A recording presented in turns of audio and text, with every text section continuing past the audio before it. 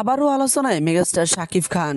Megastar Shakib Khan বিভিন্ন ইস্যুতে বিভিন্ন সময়ে তাকে নিয়ে সোশ্যাল মিডিয়ায় একটু বেশি আলোচনা হয়। আমরা জানি ইতিমধ্যে তার প্রিন্স সিনেমাটা রিলিজ পেয়েছে, তো প্রিন্স সিনেমা নিয়ে যে বেশ কিছু আলোচনা হচ্ছে, তবে আলোচনাগুলোর মধ্যে কিন্তু 50% কিন্তু পজিটিভ রিভিউ আর 50% নেগেটিভ রিভিউ। তবে থাক সে কথা, ভালোবাসে একটা সময় মেগাস্টার শাকিব খান অপু বিশ্বাস এবং স্বপ্না বুবলিকে বিয়ে করলেও কারোর সাথে তার সম্পর্ক ঠিক মতো টেকেনি। আমরা হয়তো প্রত্যেকে ইতিমধ্যে জানি তাদের কারোর সাথে তার সম্পর্ক নেই, মেগাস্টার শাকিব খান একথা নিজেই জানিয়েছেন।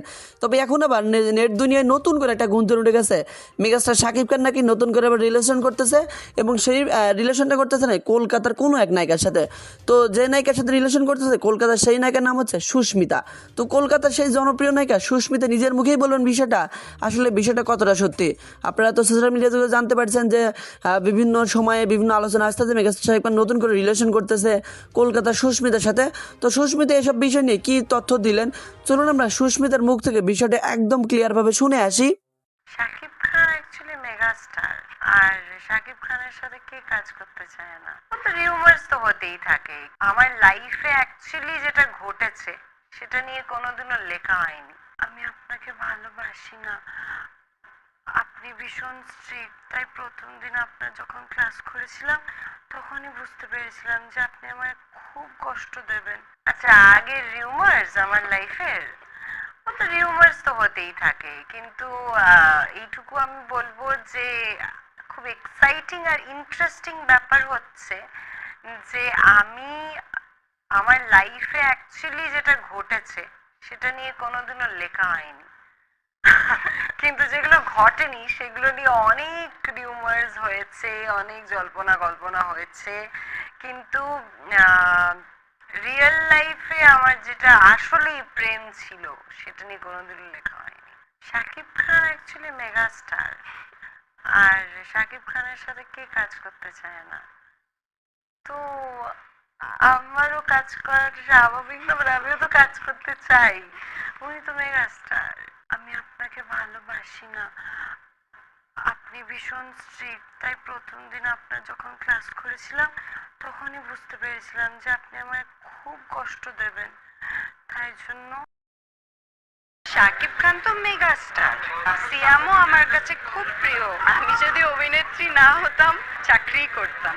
সবচেয়ে প্রিয় শখ অভিনয় করা, অনেক ভালো হবে ইন্ডাস্ট্রি। খুব ভালো আছি, বাংলাদেশ খুব ভালো লাগছে। আমি এত ভালোবাসা পাচ্ছি মানুষের, এত ভালোবাসা পেয়েছি আমার টিমের কাছ থেকে, এখন অডিয়েন্সের কাছ থেকে ভালোবাসা পাচ্ছি, খুবই ভালো লাগছে। আর বাংলাদেশের মানুষ আর বাংলাদেশের খাবার আমার খুবই প্রিয়।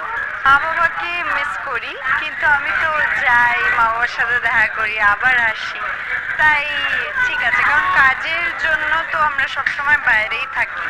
কলকাতাতেও আমি একাই থাকি, কারণ আমার মফস্বলে বাড়ি, মফস্বলে মা বাবা থাকে, তাই কলকাতাতেও আমি একা থাকি, তাই মিস সবসময় মা বাবাকে করি, কিন্তু দেখাও করে নিই। শাকিব খান তো মেগাস্টার, সবাই তো ওনাকে মেগাস্টার বলে, তাই না?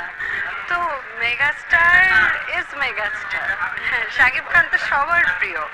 আর সিয়ামও আমার কাছে খুব প্রিয়, কারণ সিয়ামের সাথে আমি প্রথম সিনেমা করছি বাংলাদেশে। সিয়াম খুবই ভালো, খুবই গুড সোল। আমরা সবকিছুই অনেক মজা করে শুট করেছি, খুব হার্ডওয়ার্ক দিয়ে মজা করেই শুট করেছি। আর সিয়ামের সাথে আগে সবকিছু ডিসকাস করে তারপরেই আমরা সিনসগুলো শুট করেছি, যাতে নিজেদের ক্যারেক্টারগুলো আলাদাভাবে ভালোভাবে পোর্ট্রে করতে পারি, যাতে সিনটা আরো সুন্দর লাগে দেখতে, যাতে কেমিস্ট্রি আরো সুন্দর ফোটাতে পারি। সবকিছুই মজার ছিল, আবার হার্ডওয়ার্কও ছিল। আর সিয়াম খুবই হেল্প করেছে আমায়, সাপোর্টিভ।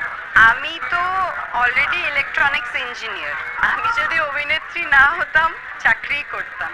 সবচেয়ে প্রিয় শখ অভিনয় করা।